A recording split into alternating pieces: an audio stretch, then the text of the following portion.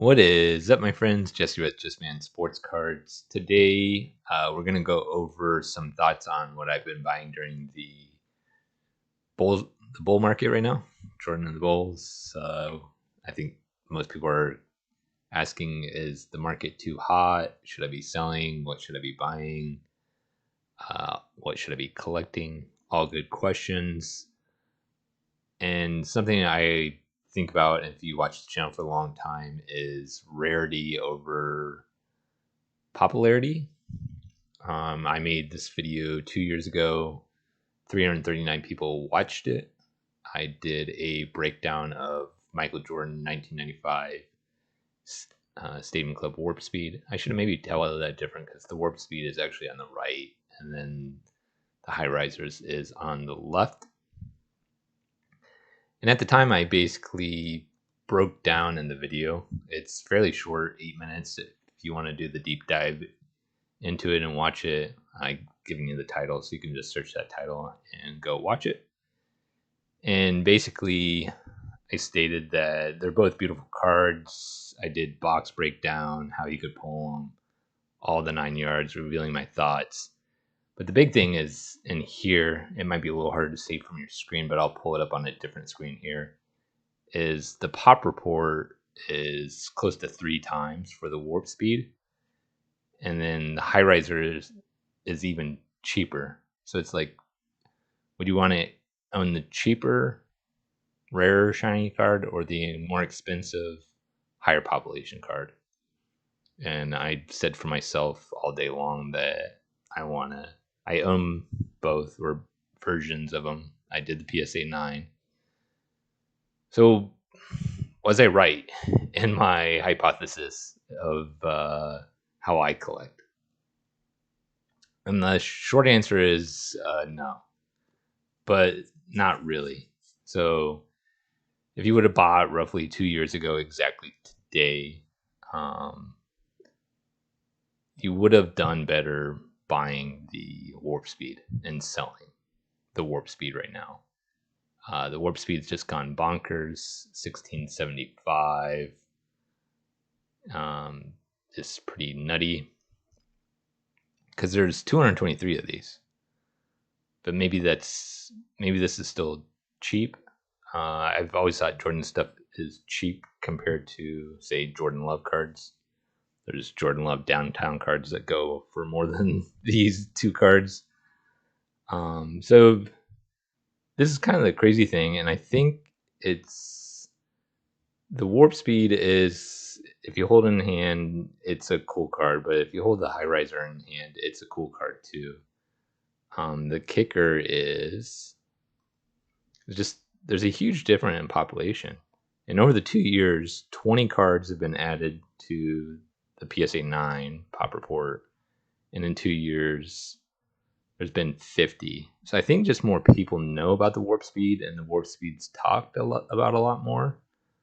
But this is where I still see opportunities in today's market, and it's how I'm choosing to collect. I talked about it in my consolidation videos and some of my other videos, is the stuff I'm really focusing on Jordan wise is if it's got a population of 100 or less. I think the way that you can still pull these, this wax is cheaper than this wax. This is going to still grow. I don't know how much more, if it's going to grow another 50 over another 2 years. I kind of doubt it. But where I want to be is in stuff under 100. So this isn't exactly what I've been doing in today's market, but it's a little bit of what I've been doing in today's market. Is I've been selling cards like this and buying into cards like this. I was wrong over the last 2 years, but sometimes you have to have conviction in what you believe in. And I still kind of believe in rare Jordan stuff. I think there's been a lot of education around Jordan cards. Cajun Cardboard has his whole hierarchy thing, which I think has driven a lot of education. But like part of the problem I see with that is like he doesn't focus on any of the parallels or the rare versions. So a lot of times cards that are more higher in population get talked about more than the rarer cards.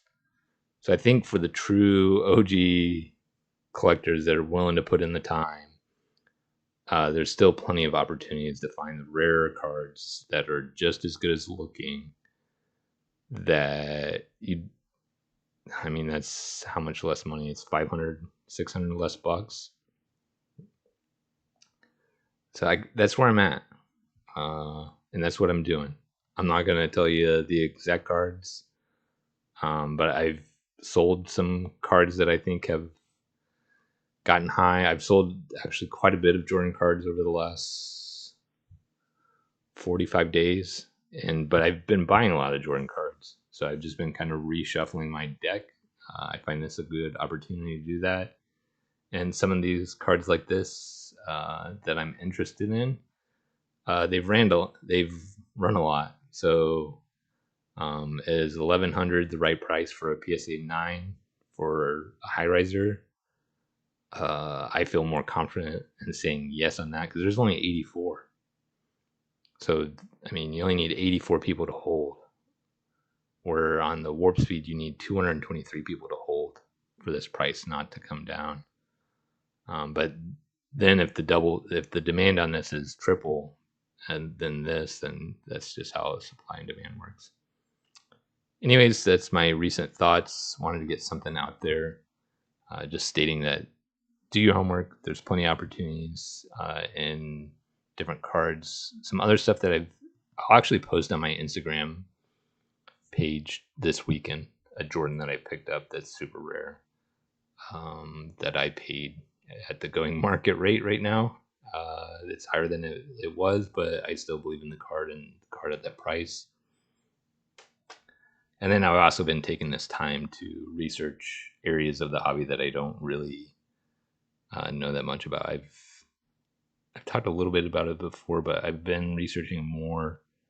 I know like 92 through 1999 pretty well, but I've been researching more 2000 through 2004 and trying to learn those cards. And I've been learning a little more about some rare 90s baseball stuff, but that stuff doesn't interest me as much as basketball and football from 2001 through 2004.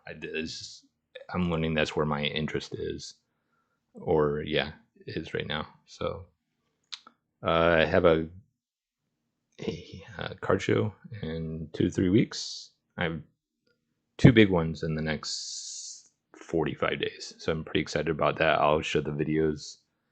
Anyways, I've rambled enough. I will catch